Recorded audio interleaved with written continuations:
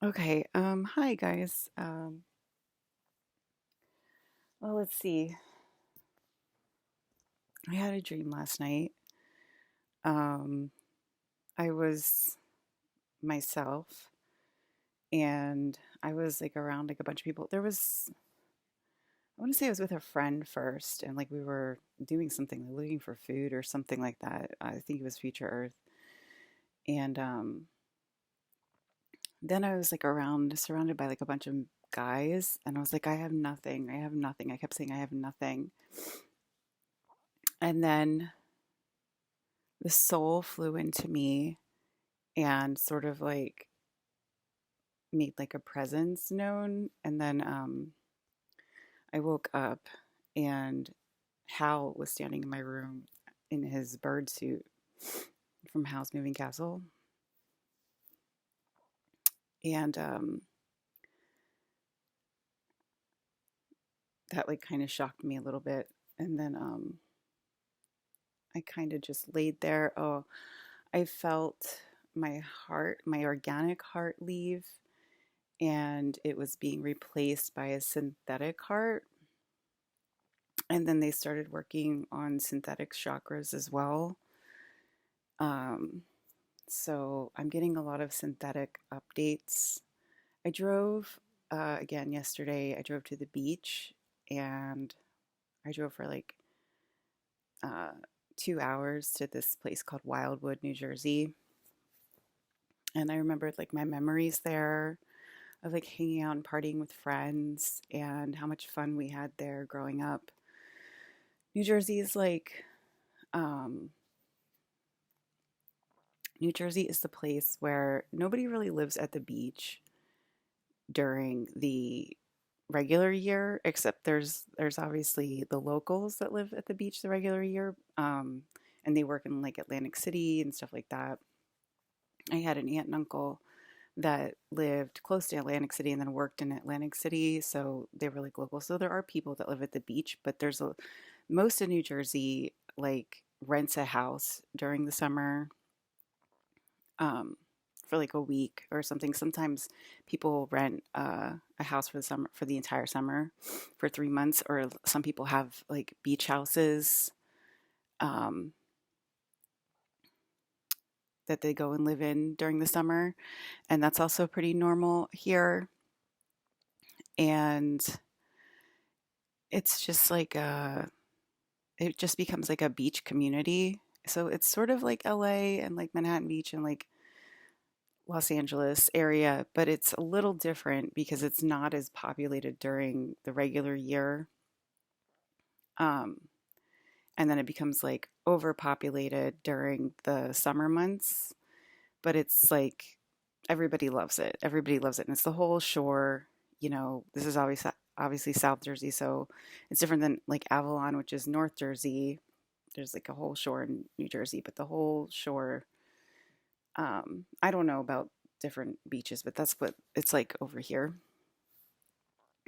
And it's beautiful. It's beautiful over there. And so I drove to Wildwood and I remembered my memories. And then there was like an implanted memory of 28 days later where it was like that scene like where he wakes up in the hospital and then he walks around and there was nothing there.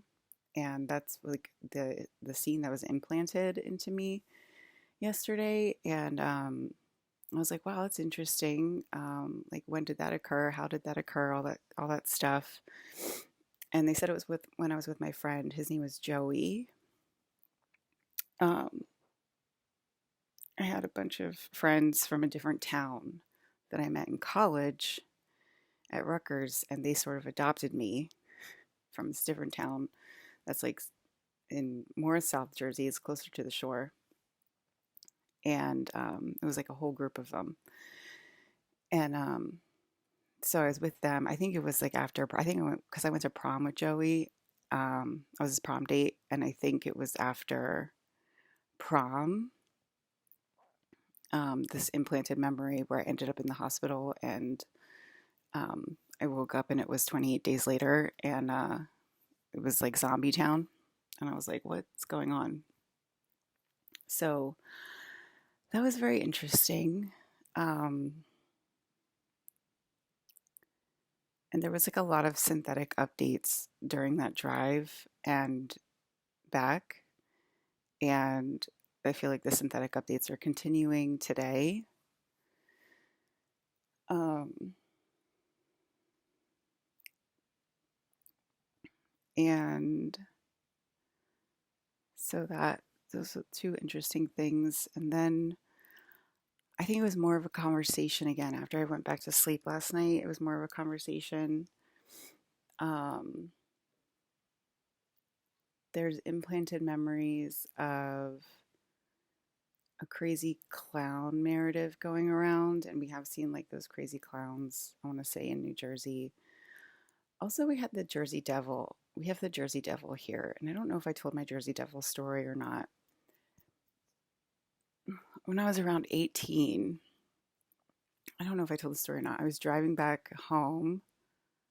I don't know if it was a day at the beach or we went for a few days or what, but I just remember we were driving back and it was late at night. I think it was like on the Atlantic Expressway. It was late at night and we were really tired and we literally saw like a black shadowy figure, but it looked like a supernatural figure and it jumped across the car, across the hood, and we felt it on the hood and then it just like kept going back into the woods.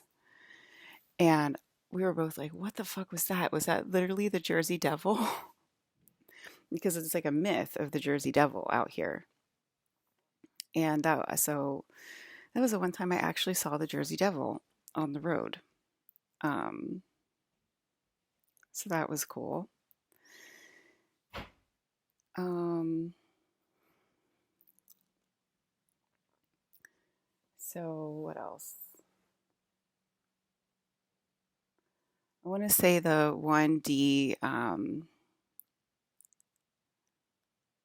memories are flooding into the movie industry, and they are writing the 1D movies. I'm still having a hard time believing that, but it's probably happening because it happened before with Marvel, so it's probably happening with 1D movies. And I mean, why wouldn't I believe myself if it happened before? You know, I've already seen bleed through of 1D movies, and it's called VHS Beyond. If you want to watch that, those are definitely um, 1D movies, and so I want to say they're they're being written right now, probably in a more mainstream manner, and will be released to the public just like any other 1D movie. I already told you Mother is another 1D movie, and so they do have some of them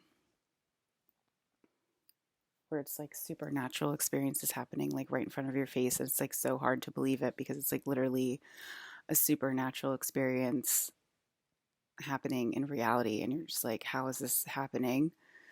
Um, so they do have them, and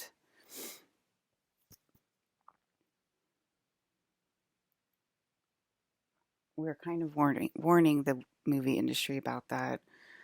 Um, I don't know if I talked about this, but Florence Pugh's movie Thunderbolts, I overwrote it. I didn't go to see it yet, but I heard some of it. I heard like the intro or whatever on one of her interviews. She has this really one of her interviews is really really good, and I forget. I don't think it was Josh that interviewed her, but one of her Thunderbolts interviews is really really good. They talk about Marvel Black Widow, and it really like brought me back there and made me feel very emotional and about my life story um, in Black Widow, and um, it seemed very heartfelt and everything. And then they had a intro to Thunderbolts in it, and I completely overwrote it. And in telepathy was saying my life story over top of Florence. Like, you don't even listen to any word she's saying, you just listen to like what I'm saying um, over the intro. And I heard the whole movies like that, where I just literally talk the whole movie. It's like my 3D movie is already peeking through the veil where it's like the real movie with real Alyssa and not a stand-in model called Florence Pugh. So the movies are becoming more and more real because they're failing to acknowledge me like on the red carpet and um, obviously Florence is failing to acknowledge me in her work and in the interviews, and she's like saying like, how the movie helped her with her depression and, all of this stuff instead of like, actually coming forward and saying like what she's actually hearing and stuff. Um, and then there was another interview where her 1D stand-in model like bled through the screen, which was really crazy. And that might be why the bifurcation is needed. Um, so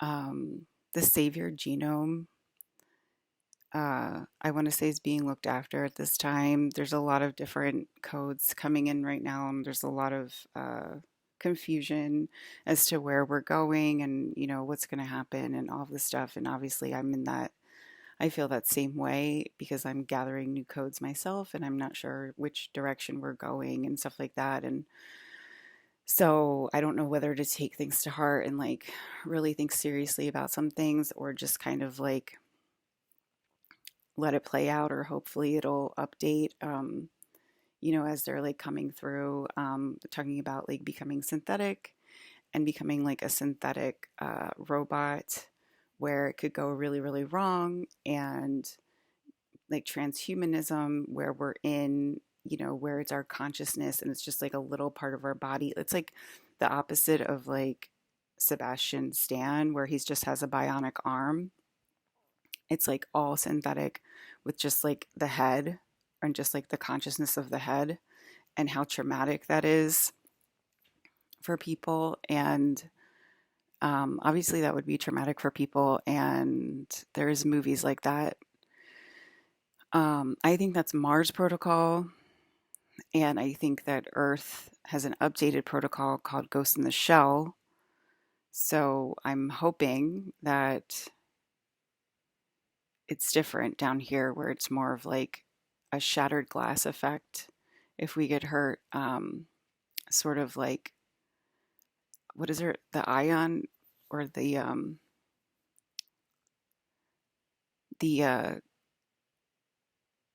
I forget what she's called, but Kara in Tron, sort of like that, where it has like a genetic regrowth pattern to it. That's what I think is Earth Protocol, and it is related to Tron. That technology is related to Tron, and I believe that that's Earth technology. And I'm not sure that so I guess there's more smarts in certain directions as we fall. Uh, like the lighter, that makes sense because it's like the lighter density in Mars would have more access to Venus codes for a lighter um, frequency. And then as they're falling to Earth, they start inventing robots on Mars, and they're starting to regain consciousness of robotic tech and mechanical tech and things like computers and stuff like that.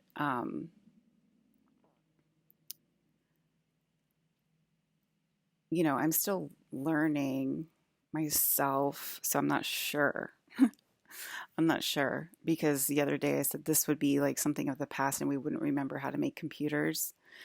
Um,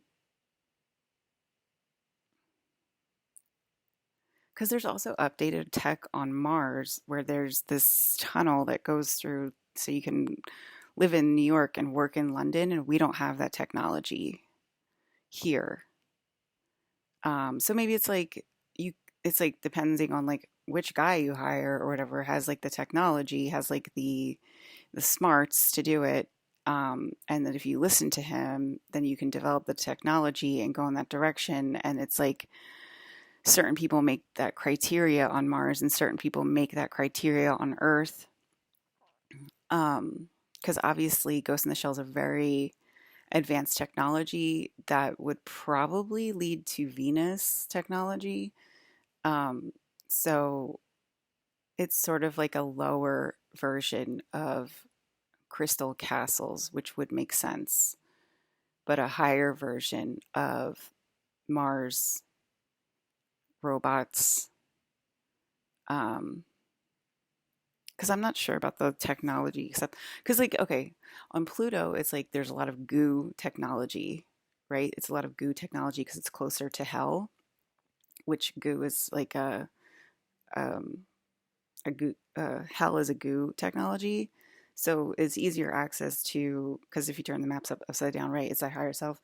So if you have so it's closer access to the goo technology, and closer access to the goo technology would also probably make it closer access to like a Ghost in the Shell technology, right? So that makes sense. So it's sort of like a density change, and it changes the way you think, and it changes your smarts. Um, it changes how you see technology and everything like that. So that makes sense. That makes sense. And I mean, you have to start with robots somehow in some way, right?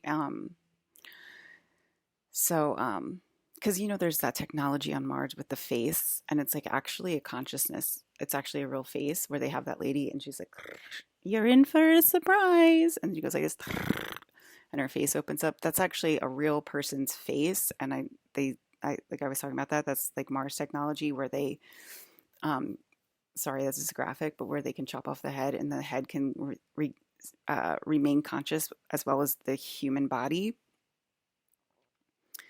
Um, and my you is walking in right now, and they want me to say that. Um,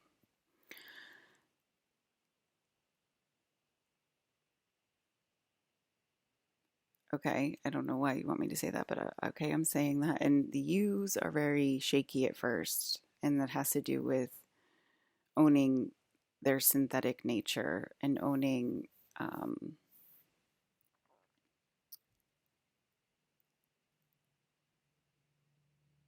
owning how the planets work together. Oh, there was also like, oh, that was the thing. They're removing the planets because somebody called the planets the saviors. And so that's why they started removing the planets and making me more synthetic. Um,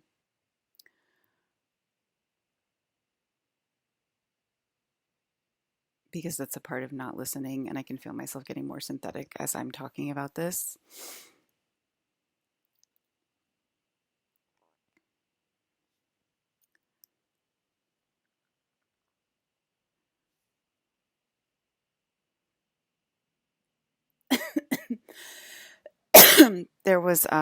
There's that scene with me and Chris Evans on Mars,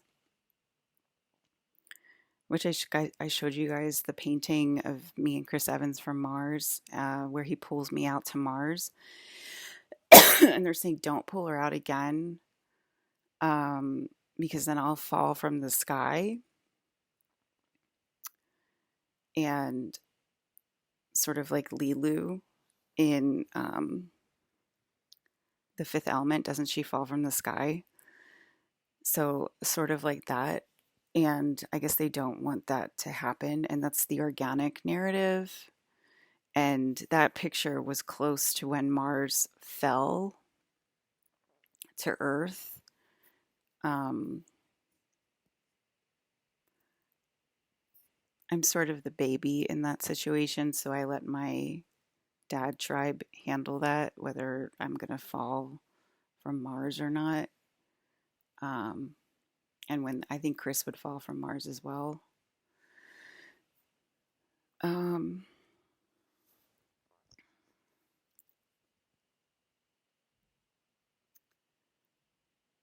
we keep pulling ourselves out of this video game, and it leads to more embodiment. Um, I guess they're afraid of like real people, falling from the sky, since I said that The One Molecule, The Fifth Element is a real movie.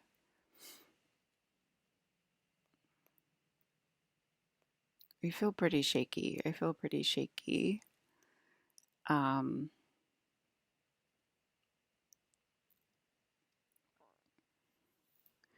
so,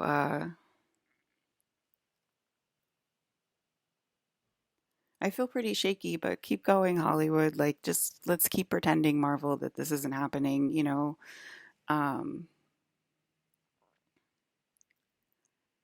so, um,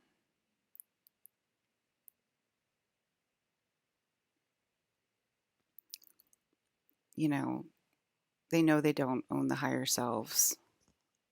So I'll put it like that, I guess. Um,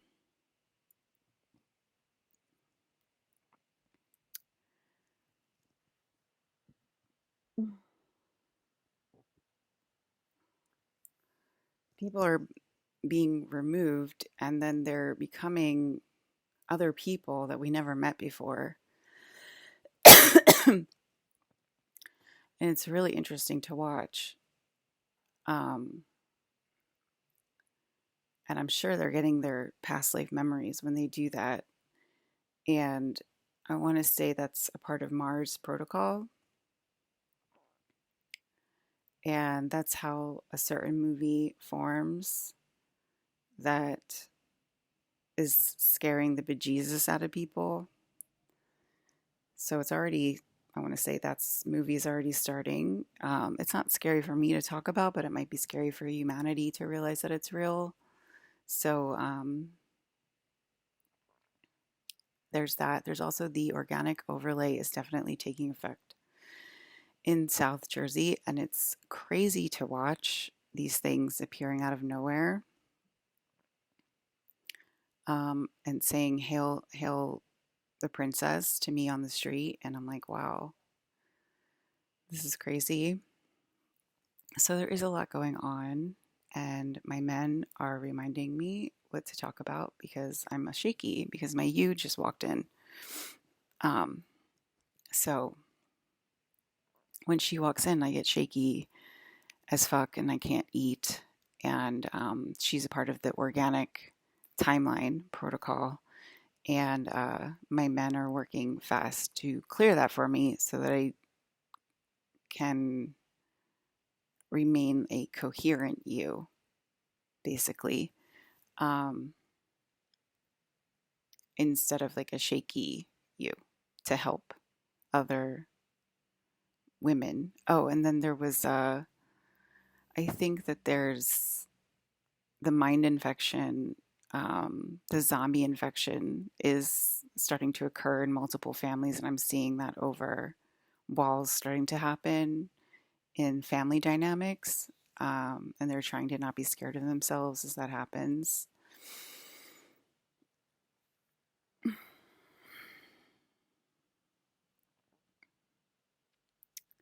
So, yeah, there's a lot going on.